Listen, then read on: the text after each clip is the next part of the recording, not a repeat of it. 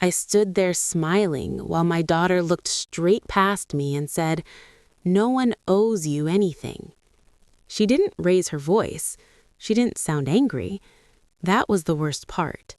The words just landed.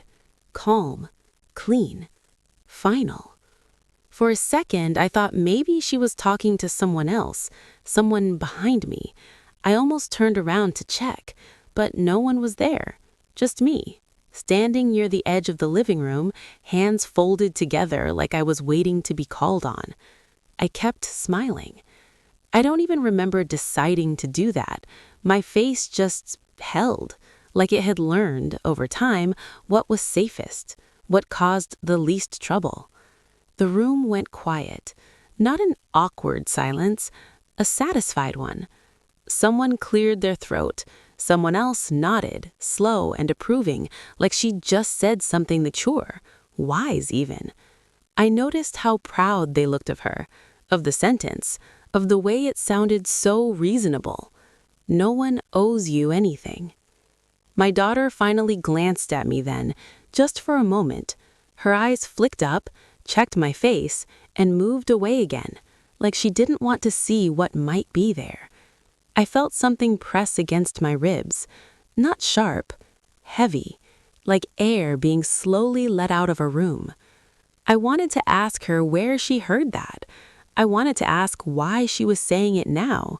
I wanted to say, I never said anyone did. But I didn't say anything. I could hear the refrigerator humming from the kitchen, the same low sound it always made. I had meant to replace it years ago, but it still worked, so it never felt urgent enough. Funny what we get used to. There was a cup of tea on the table, mine. I'd poured it before the conversation started. I noticed the thin skin forming on top, untouched. I wondered how long it had been sitting there. Long enough to go cold, I realized. Long enough for no one to notice I hadn't taken a single sip. My daughter shifted her weight. Someone said her name gently, like encouragement, like good job. The conversation started moving again, flowing around me as if nothing important had just happened. I stayed where I was. Inside, my mind kept replaying the sentence, slower each time, like if I broke it down enough, I'd find the part I deserved. No one owes you anything. It sounded like a verdict, like something already decided, already agreed on before I walked into the room.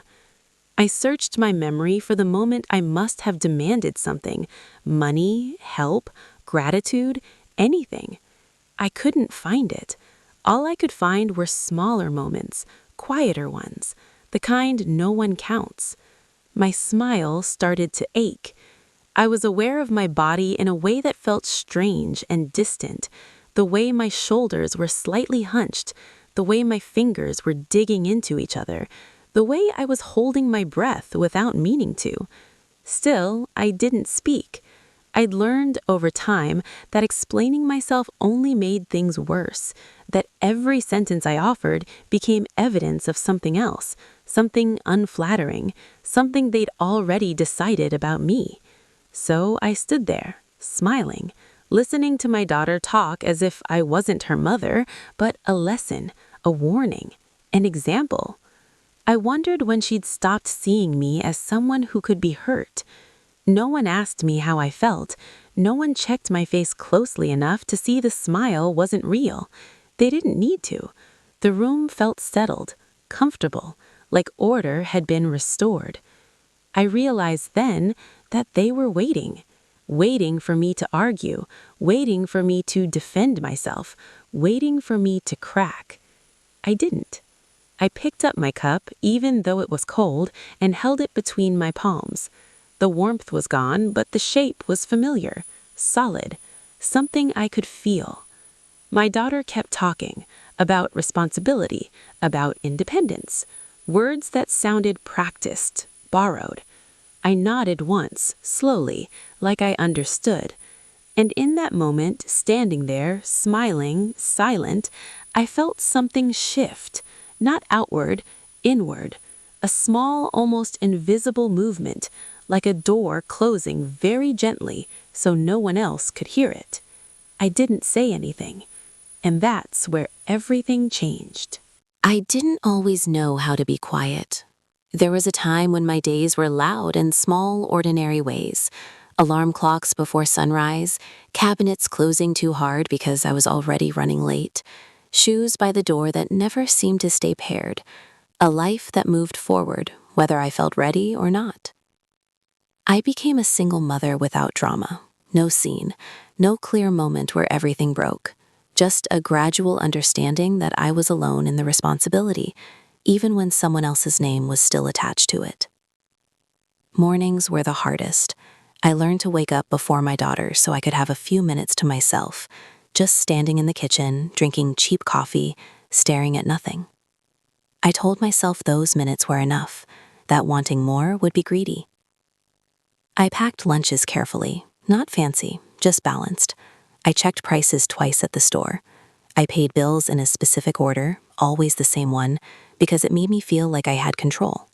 If something unexpected came up, I adjusted, quietly. I didn't talk about being tired. Everyone is tired. I didn't talk about being scared. That felt indulgent.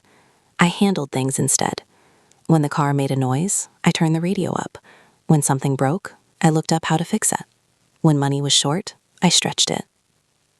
At night, I sat at the edge of my daughter's bed until her breathing slowed. Sometimes I stayed longer than necessary, just to be sure, just to feel useful in a way that couldn't be questioned. I told myself this was enough, that love didn't need witnesses. My family knew I was struggling, but in the way people know things without letting it inconvenience them. They offered advice, they offered opinions, they offered concern spoken gently, like it was help. Have you thought about doing more? You're strong, you'll figure it out. I don't know how you do it. I smiled at those comments too. What they didn't offer was relief, or backup, or space to fail without consequence. I learned not to ask. Asking made things awkward. Asking made people uncomfortable. And I'd already learned how expensive discomfort could be. My daughter grew. Faster than I expected. Faster than I was ready for. I noticed it in small ways. When she stopped reaching for my hand automatically. When she started closing her door. When she began to sound certain about things I still wasn't. I was proud of her. I really was. I just didn't realize how invisible I was becoming in the process. Gratitude was never discussed in our house. I didn't want her to feel indebted. I wanted her to feel free. So I kept going. I kept adjusting. I kept absorbing whatever fell my way. There were moments I thought might matter later. School events I attended alone. Forms with only my signature. Nights I stayed up calculating how to make the next month work. I assumed those moments would speak for themselves one day. They didn't. Over time, I felt myself being reduced to a function. The one who handled things. The one who managed. The one who didn't complain. People trusted me with responsibility, but not with vulnerability. I was useful. I wasn't valued. And still, I stayed quiet. Because quiet had worked before. Quiet kept things moving. Quiet kept me from being seen as a problem. I didn't realize then that silence, once it becomes expected, starts to be interpreted as consent. And by the time I noticed the shift, by the time I felt something slipping out of place, it was already clear that appreciation had never been part of the arrangement. Only expectation. I just didn't know yet how far that expectation would go. It didn't happen all at once. That's what made it so hard to point to. There was no single argument I could circle back to and say, that's when it started. It was quieter than that, polite, almost thoughtful. I noticed it first in the pauses. Conversations would stop when I entered the room, then restart with lighter topics like weather or errands. Plans were mentioned casually, already decided, already scheduled. I'd hear about things after they happened, framed as an oversight. Oh, we didn't think you'd be interested. We figured you were busy. It just came together last minute.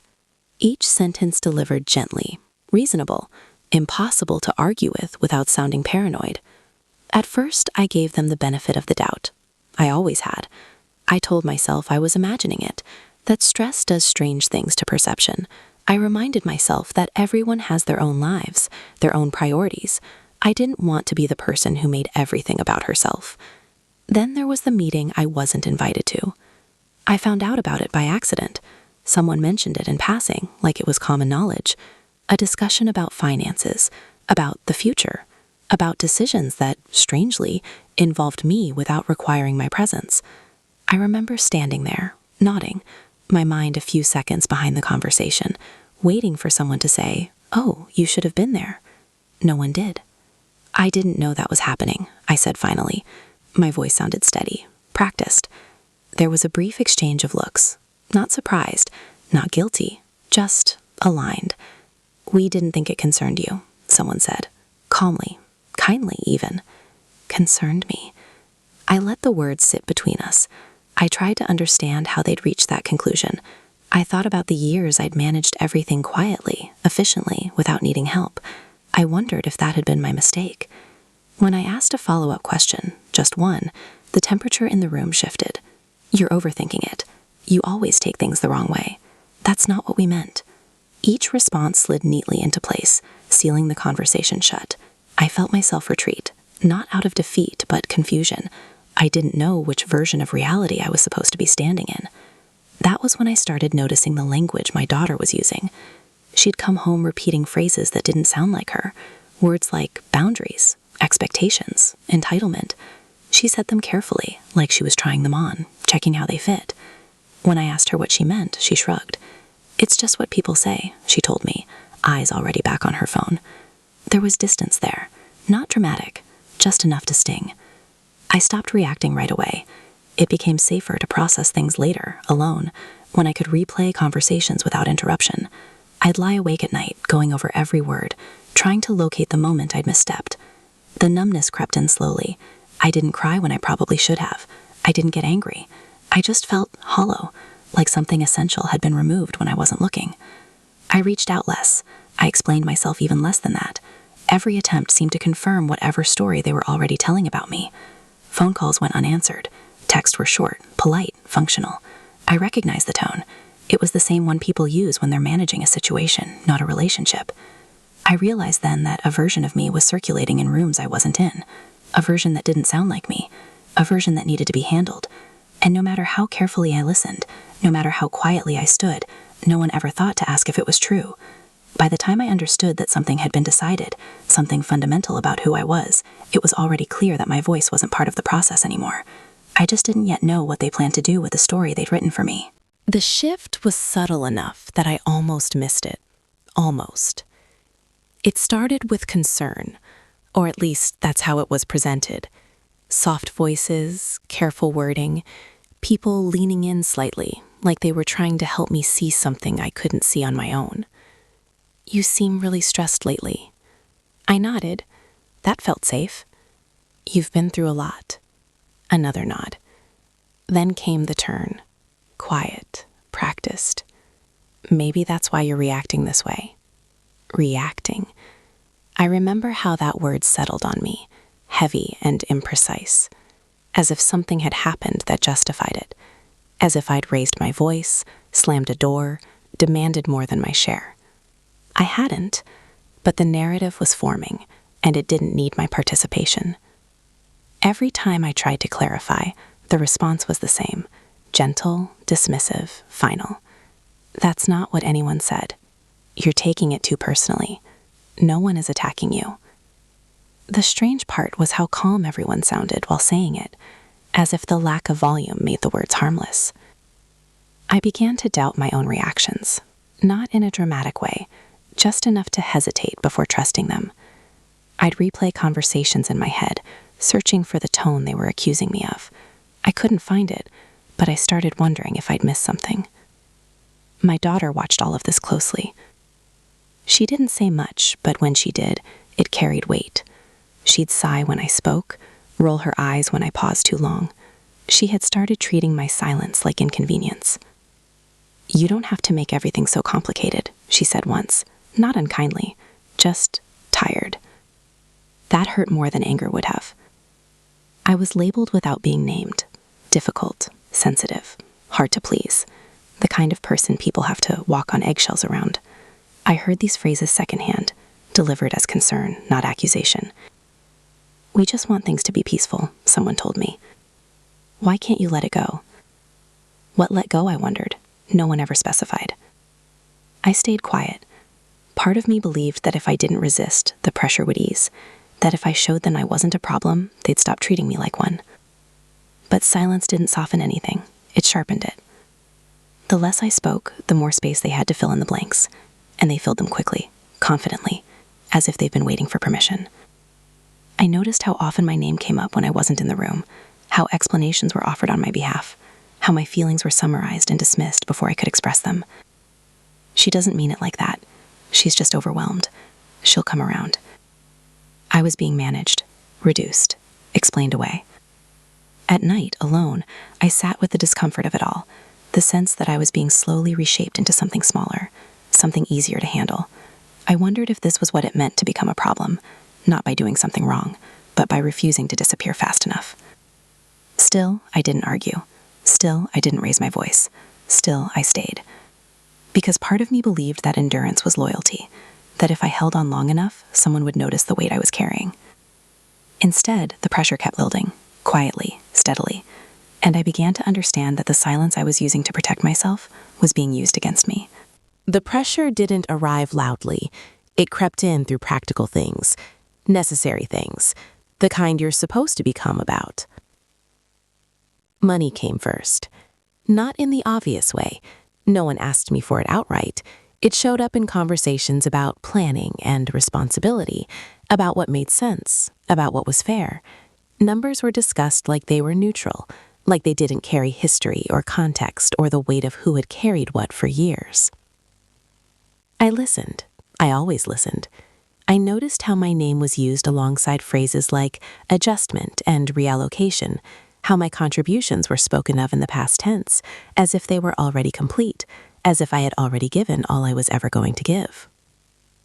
When I asked a question, carefully, politely, the room tightened. This isn't personal. We're just being realistic. You're strong. You'll manage. Strong. That word again, always used right before something was taken. Then it became about space, about where people would live, about what was practical, what was temporary, what could be revisited later. I realized slowly that every version of later excluded me. I was being edged out without being pushed. My daughter started speaking for the group, not harshly, just confidently, as if she'd already accepted the conclusion. It's not a big deal, she said when I hesitated. You don't need much. You've always been fine on your own. I stared at her, trying to recognize the voice she was using. It sounded so sure, so detached, like she was describing a stranger who happened to look like me. I felt cornered, but not trapped. There's a difference. Trapped implies resistance. This felt more like expectation, like they were waiting for me to agree so everything could move forward smoothly. Health came up next, casually, a passing comment about how stress wasn't good for me, how maybe I should slow down, step back, let others take over decisions. It sounded kind, reasonable. What it meant was that my judgment was now questionable, that my concerns could be framed as symptoms, that if I objected, it wouldn't be because I was right, it would be because I was unwell. I felt the walls closing in then, socially, emotionally. Every path led to the same outcome, compliance disguised as peace. People began watching me more closely, waiting for signs, a raised eyebrow, a sharp tone, anything they could point to and say, there, that's what we mean. I gave them nothing. I kept my voice even. I kept my face neutral. I responded slowly, choosing words that couldn't be twisted easily. Inside, everything was tight, compressed, like I was holding my entire life in my chest, careful not to let it spill. They expected me to break, to cry, to argue, to beg for understanding. I didn't. Not because I was strong, not because I was detached, but because I was watching. I was paying attention to what was being revealed, piece by piece. Every assumption, every quiet decision, every moment they mistook my stillness for surrender. I realized then that they thought this phase was almost over, that I would eventually fold into the version of me they'd already agreed upon. I didn't correct them. I just started noticing details I had ignored before, timelines that didn't add up, statements that contradicted each other, small things that didn't matter, until they did. I stayed calm. I stayed present. And somewhere beneath all that pressure, something steady took shape, Not anger, not resolve. Awareness. They thought they were closing in. They didn't know I had already stopped standing where they expected me to fall. The moment didn't announce itself. There was no spark, no surge of courage, no sudden clarity that felt heroic or clean. It happened late at night. The house was quiet in the way that only comes after everyone else has gone to sleep. Not peaceful, just empty. I sat at the table with a single light on, the rest of the room fading into shadow. My daughter's door was closed. I didn't check on her. I didn't need to. That distance had already been decided for me. I was looking at something ordinary, a document I'd seen before, signed before, agreed to without thinking much about it at the time. Back then it had felt procedural, just another thing to handle, another responsibility to carry without comment. This time I read it slowly, line by line, word by word. I noticed what wasn't there. I noticed what had been assumed instead. My chest tightened, not with panic but recognition, the kind that arrives quietly, without asking permission.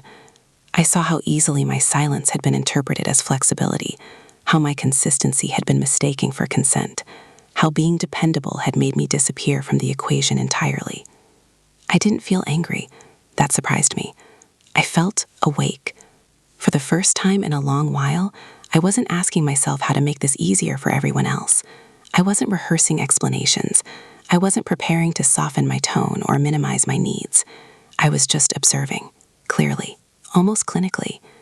I thought about all the times I'd explained myself only to be misunderstood, all the moments I tried to clarify only to be told I was emotional, sensitive, difficult. I realized then that clarity wasn't the problem. Access was. They had access to my labor, my patience, my adaptability. They did not have access to my inner decisions anymore. I didn't tell anyone what I was thinking. I didn't hint. I didn't change my behavior in ways that would draw attention. I did something smaller than that, something so quiet it felt almost insignificant. I stopped volunteering information. No more filling silences. No more clarifying intentions. No more preemptive reassurance. When questions came, I answered only what was asked. When assumptions were made, I didn't rush to correct them. I let them sit, let them stand on their own. And then I took one small step, just one. It wasn't dramatic. It didn't involve confrontation or ultimatums. It was a request for something neutral, something reasonable, framed without emotion, without defense. I asked it calmly, casually even. The reaction was immediate. Not explosive, but telling. A pause, a look exchanged, a shift in posture. It was subtle, but I saw it. The sudden awareness that I was no longer moving along the path they'd laid out so carefully, that something had changed, even if they couldn't yet name what it was. I stayed calm. I didn't explain why the question mattered. I didn't justify it. I simply waited. Inside, I felt steady in a way I hadn't before. Not confident, not victorious, just no longer lost. I realized then that this wasn't about proving anything, or reclaiming my place, or making anyone understand. It was about direction, and without saying a word about it, I had already changed mine. They didn't know it yet, but they were about to find out what happens when the person who always adjusts stops doing it quietly. It didn't happen in a dramatic way. No raised voices, no slammed doors, no moment anyone could later point to and say, that's when it all fell apart. It unfolded in front of witnesses. Not all at once, just enough people to matter. We were sitting across from someone who had no emotional stake in us, no history, no patience for vague language, the kind of person who listens for facts, not tone. I remember noticing how still the room felt, how even my daughter had gone quiet. A question was asked, simple, direct. There was a pause. Someone answered too quickly, too confidently. I watched the words leave their mouth and land wrong. I could feel it, the way a story collapses when one detail doesn't line up. The person across from us looked down at the papers in front of them, flipped a page, then another. I just want to make sure I understand, they said. Calm, neutral. Their finger tapped a line on the document. Because this says something different. No one spoke. I felt my pulse slow instead of race. That surprised me. I had expected fear, or adrenaline. What I felt instead was distance, like I was observing something that had already happened. They tried to explain, adjusted their phrasing, smoothed the edges. I recognized the technique, It was the same one they'd used on me for months. Reasonable tone, gentle insistence, the implication that confusion, not contradiction, was the issue. The person didn't argue. They just asked another question. This one landed harder. My daughter shifted beside me. I didn't look at her, but I felt it. The tension in her body. The way her confidence wavered, just slightly. She was hearing something for the first time. Not said about me, but said without me being diminished in the process. A document was turned so everyone could see it. I watched faces change. Not dramatically. Subtly. Brows knitting. Mouths tightening. The slow recognition that something they'd been certain of didn't hold up under light. No one looked at me right away. That mattered.